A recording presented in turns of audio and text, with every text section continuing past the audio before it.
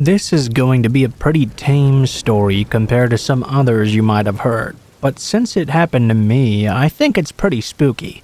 I'm definitely buying a doorbell camera ASAP at least. I'm writing this down only a few hours after everything happened, now that I've calmed down a bit and the sun is coming up and I feel somewhat safer. Last night I was laying down in bed, reading a little bit before going to sleep. I think it's important to clarify that I live on the outskirts of my town. Still in town technically, but definitely right on the edge, just off the highway that leads out of town and into a 15-mile-long stretch of lots of country.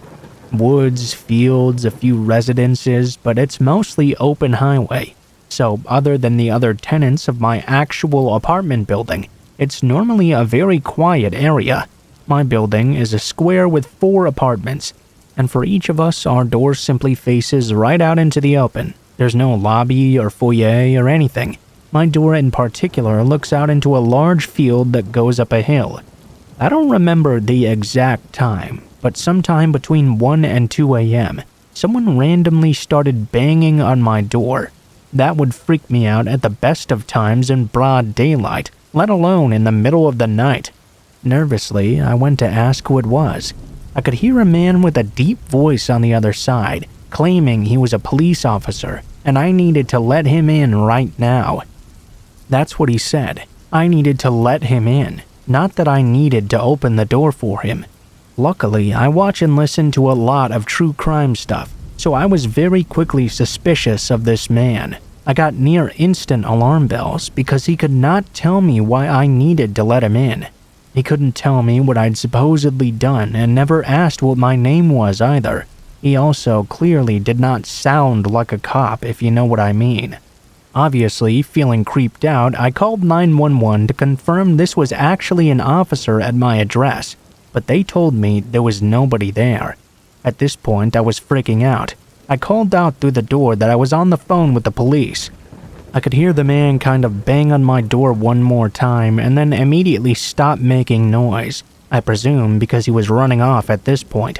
They dispatched 2 cars to my apartment, and the officers took a good look around. Unfortunately, the guy was long gone by the time they got there, and I never saw him at all, so I didn't have a description of him to give them or anything. Thankfully, the cops said 2 things to make me feel better. 1, that they'd post more patrols in my area over the Halloween weekend, and 2, it was most likely just a Halloween prank, because the bar down the street from my apartment had just had a party, and it had closed just a few moments before. I suppose the lesson is to always trust your instincts, and remember that if you have any doubts about someone claiming to be an officer, just call 911 and confirm they are who they say they are. Dispatch and the officers who came to me tonight told me you cannot get in trouble just for making sure the person you're talking to is actually an officer. This also applies to situations where it's nighttime and really dark, so you can't see for sure if it's a real cop car behind you or not. If you see flashing lights behind you on a back road or dark area at night, put on your hazard lights and call 911 first to make sure it's a real police car. You won't get in much trouble if any, and it's better to be safe than sorry.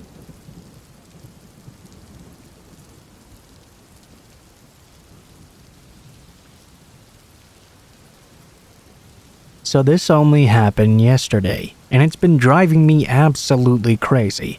It might not be as wild as some other stories, but it's by far one of the creepiest things that's ever happened to me. So my husband and I are walking home from having a beer at the local pub at around 6 p.m. In terms of setting the scene, we live in a small New Zealand town with a population of about 2,000. It's a real mixed bag in terms of residents. Older folk, meth heads, low income, but increasingly commuters from our capital city have all been settling down here. We fall into the latter category. It's spring here, so it was still plenty light out. We were chatting as we walked the 10 or so minutes home. About 3 minutes into the walk, at the first intersection, I spotted a cat sitting on the fence of one of the corner houses just on the other side of the street from us. I said meow and it meowed back. It then started stalking a bird, so my husband and I continued watching this house, and the cat really, as we walked past. Suddenly though, I saw a person with a brown paper bag mask over their head kind of stumble out the front door of the house into the yard. Their mannerisms and how they were moving were so strange, but I don't think they were actually like drunk or anything. It wasn't the kind of movement I'd associate with that. The house itself seemed completely dead, so there wasn't a party going on or anything like that. The person then turned and made eye contact with us. At least the eye holes of the mask were staring at us directly. They slowly started to back away to the front door alcove of the house and disappeared from view into it. We had been slowly walking this whole time, and at this point I had literal goosebumps and an intense sense of dread. When I write it down, it might sound kind of silly, but there was something really creepy about how this person was moving and behaving. We were still looking as we walked back the house, when the paper bag face slowly emerged from the alcove, watching us before disappearing again. As we walked and got further and further away, we could see that face keep popping up in different places, appearing to look at us over and over again. Nothing, and then slowly but surely, that paper bag face would emerge to watch us once more. This continued all the way until we were at the end of the street, some 350 meters away, and finally rounded the corner out of sight. It still makes my skin crawl just thinking about it. My husband laughed it off though, and said it was probably just some kid getting ready for Halloween or fucking with us.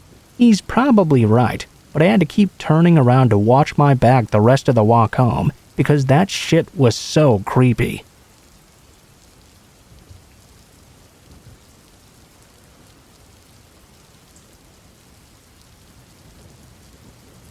So after reading a few posts on here, I've decided to add one of the creepier, still unexplained events that happened to me and a group of friends within the past 5 years.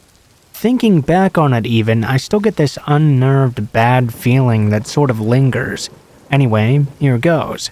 A group of friends and myself rented a place on a lake for a fun-filled, drunken weekend.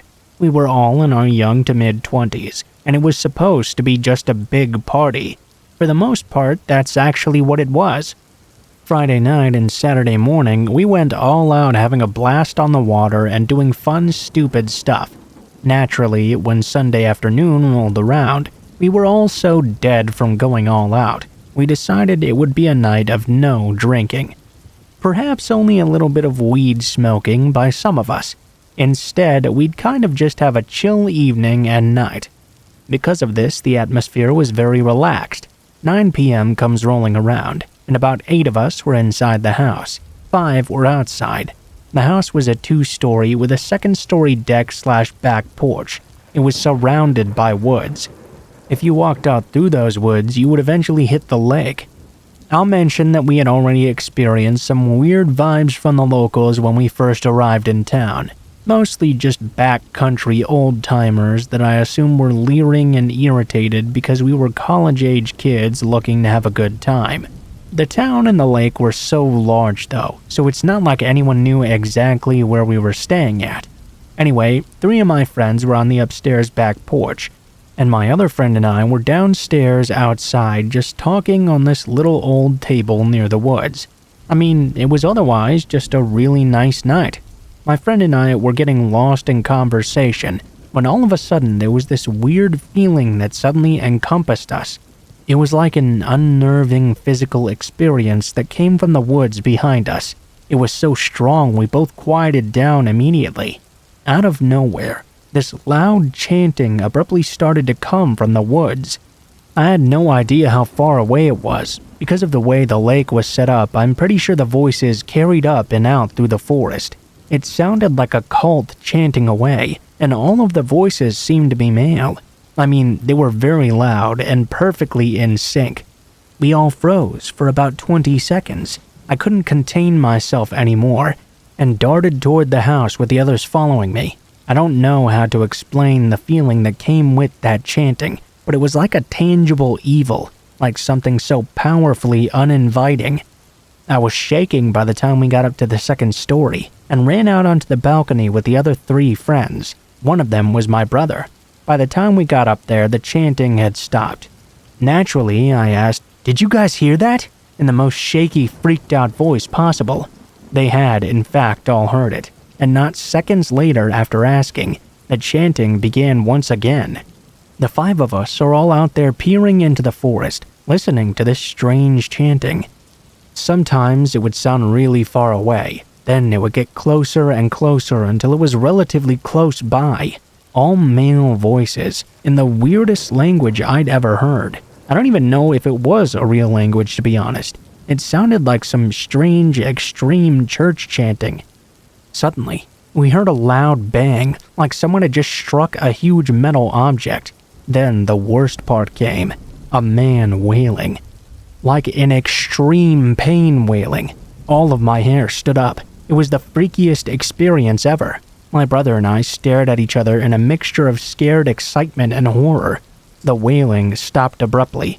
Then it went back to the chanting, which eventually died out altogether. I was so freaked out. I wanted to call the cops right away because whoever screamed surely must have been in a lot of pain.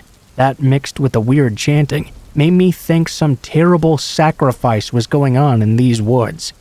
One of my friends tried to say it had to be some drunk guys just messing around, singing and being weird, but I know there was no way that was coming from some drunk guys. They were all perfectly in sync, and that wail of pain, it was way too real. All of a sudden, it was like all that weird tension and energy just dissipated altogether. I didn't call the cops in the end. I wish I would have, but honestly the forest was so large anyway, and since the lake house was looking down at the woods and lake, it could have carried out from just about anywhere. It definitely wasn't in our close proximity, but it was close enough to be carried out by the shape of the landscape. We went in and grabbed some of the others, but by the time they came out, everything had stopped and didn't continue from then on. Someone wanted to go explore and find where it had been coming from, but obviously that was a very stupid idea and we didn't do that. After that, I was so ready to go home. I can't explain the relief of driving away from there the next morning. Even now, just thinking about it gives me the worst feeling. Whatever that was, it felt wrong and evil. I'll never forget that moment. I can only imagine it was some weird cult stuff going on.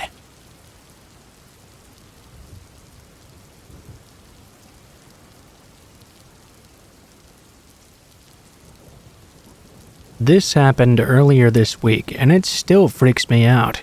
I work at a hotel in my town, and was driving my husband's truck into work. He was taking mine into the shop this day to get it serviced. He has a very large truck, and I only drive it when I absolutely have to. When I pulled into the side parking lot, I noticed the entire lot was covered in snow. No one could see the lines for the spots. So of course I began like a moron to try and park in what I hoped was an actual spot, backing up and moving forward several times. When I finally did manage to park, I got out of the truck and grabbed my backpack. All of a sudden though, I could hear someone yelling from the sidewalk from behind the parking lot. "Hey, you need to learn how to fucking park." I was embarrassed, but just closed the truck, locked it, and began to walk to the front of the building. Now, the hotel had a side entrance for employees only. It took a code though, and I have a really shitty memory. Usually, I would just walk around to the front and go into the main entrance. All of a sudden, I could hear the guy yelling again. "Did you hear me, bitch?" I walked faster and took a peek behind me. I could see the man was now following me. I kept walking but called back. "Please leave me alone, sir. I need to get to work now." Before I could reach the corner of the building and make my way to the entrance though, the man sprinted to me and gripped my arm and spun me around. I'll never forget what this guy looked like for as long as I live. He wore dark clothes with a torn-up winter coat.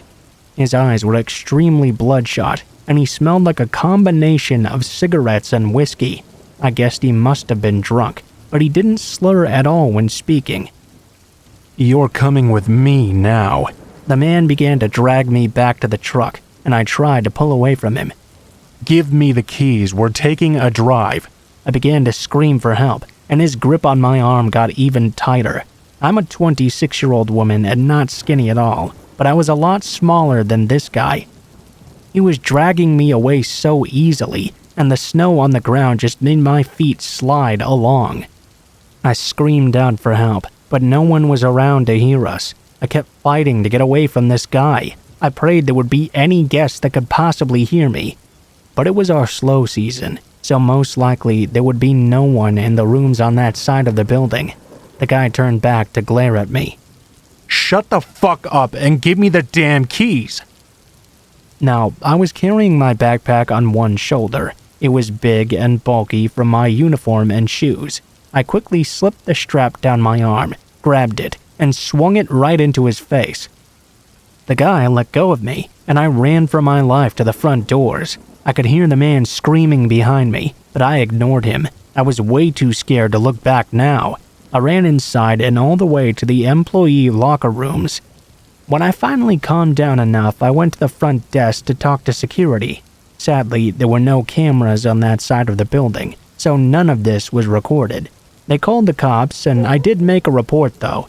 The cops informed the general manager of the hotel that they needed to seriously consider security cameras on that side of the building, as drunks and druggies were known to be in this area. They got the description of the man, and said they would keep an eye out for him. The manager apologized like crazy about the incident, but I told him it wasn't really his fault. He was a really good guy.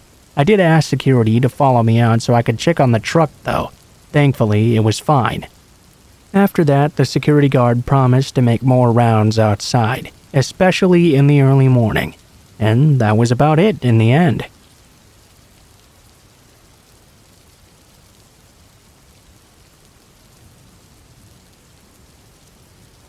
So this happened to me a few summers ago, when I was maybe 15 years old or so. One night, it was business as usual. A few of my close girlfriends and I were getting stoned on the porch of my friend's apartment. We had pretty much been smoking and drinking all day. At 15 years old, yes, please save your life lectures for the sake of this story. I was starting to feel a little bit unwell. It was getting pretty late, so I decided I was going to hit the sack and go to sleep. At this point in the summer, I'd been spending every day at her apartment and practically lived there, so I just went and crashed on one of the couches in her room. The night goes on, and at one point my friends wake me up to let me know they were going to sneak out of the window. She lived on the first floor, and her bedroom window didn't have a screen or anything of the sort on it, so we pretty much came and went as we pleased. She said to make sure to close it behind them. I did make sure to do so.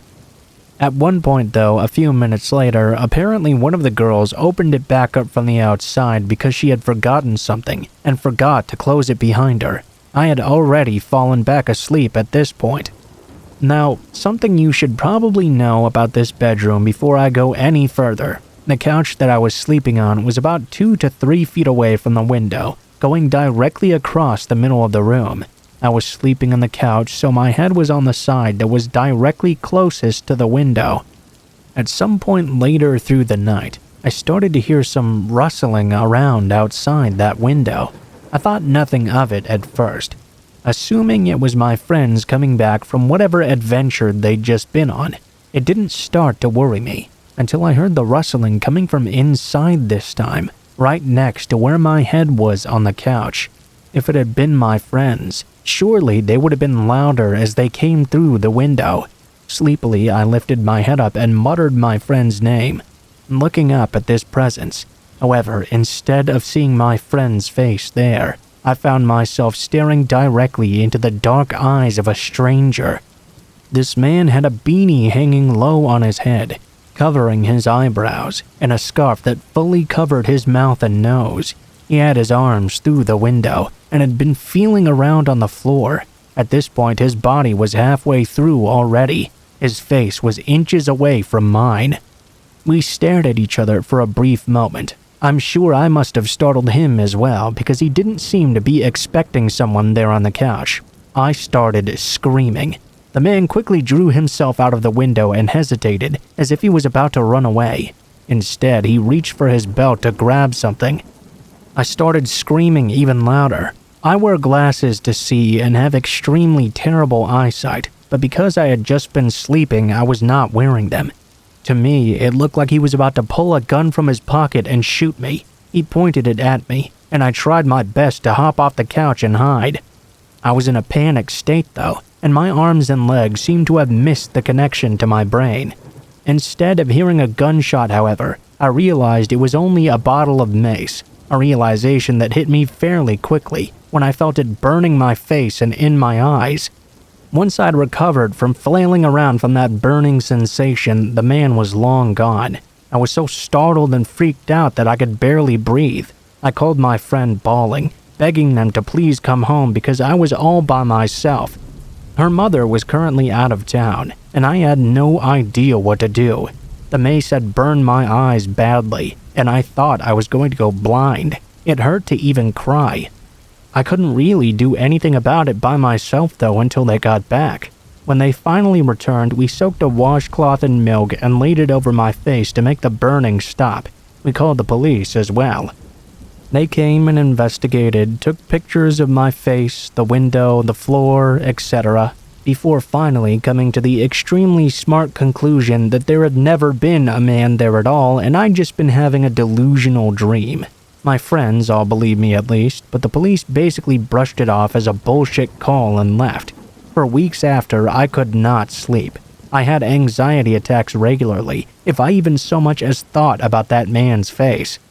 To this day, I have a very difficult time sleeping next to windows opened or closed, regardless of what floor they're on.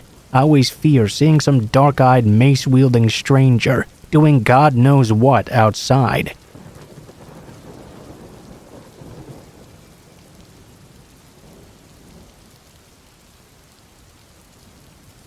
For some context, I'm a 19-year-old college student, and earlier this past year, I decided to create a Grindr profile, because why the hell not?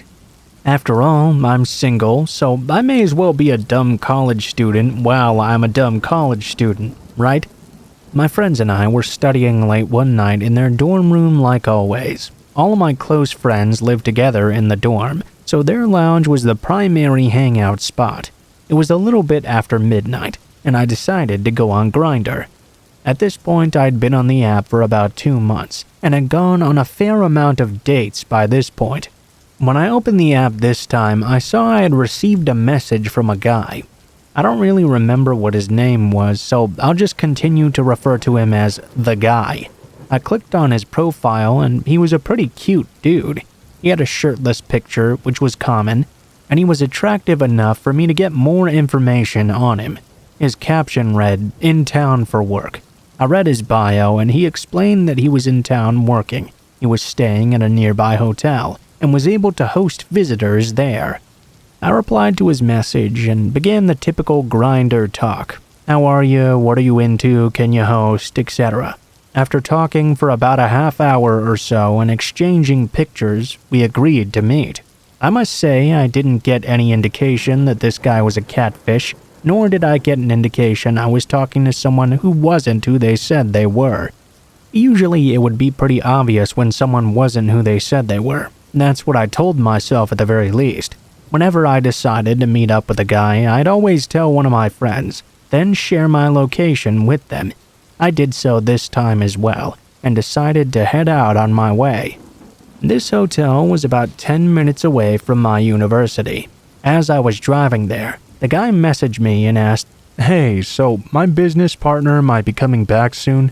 Would it be cool if we just did this stuff in your car? It wasn't an unusual request to engage in car play, but I did start to be a bit suspicious. Why would his business partner be arriving this late? Then again though, I was out this late, so I brushed it off and continued making my way over there. I arrived at the hotel, I would say at about 1 a.m. at this point. I looked at my phone again. I had received another message from that guy. Hey, can you pull around to the back of the hotel? I drove into the parking lot and made my way to the back past the pool.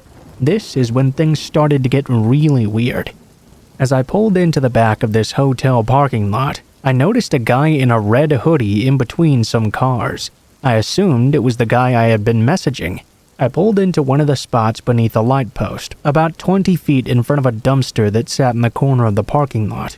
By this point, the guy in the red hoodie had gone out of my sight. Instinctively, I clicked on the button to lock my doors. I checked the app and received another message from that guy. Yeah, pull back next to the dumpster. I assumed that since I was underneath the light, he was worried we'd be caught if a guest or hotel staff saw us or something. At this point, I was starting to get sketched out though. Maybe it was just my anxiety getting the best of me. I put my car into reverse and pulled back to the dumpster and put my car in park. At this point, I was scanning the lot for this guy, but I didn't see anyone. No sight of that guy in the red hoodie either. I felt my heart rate increase, and I began to get cold sweats. I remember thinking to myself, man, maybe I shouldn't have driven out here. I checked the app again, only to see I'd received another message. Okay, now turn your car off and get into the back seat. That was the point where my fight or flight response kicked in. Without thinking, I turned my car on and hauled ass out of there. I sped out of that parking lot as fast as my poor 04 car could go. I didn't even stop to check for oncoming traffic when I pulled out of the lot and onto the main road.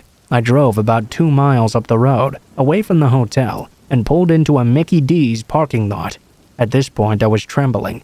Maybe, though, I just overreacted. I decided to check the app again to see if the man had messaged me anything further. You know, maybe a "what the fuck, why did you leave?" or something like that. But I saw the messages from that guy were gone. I assumed he blocked me, and when I checked, I couldn't find his account anywhere, so I don't really know. This leads me to believe that whatever he had planned was not good at all. Was he trying to jump me? Steal my car? Or maybe something even worse? Needless to say, I deleted the app after this incident.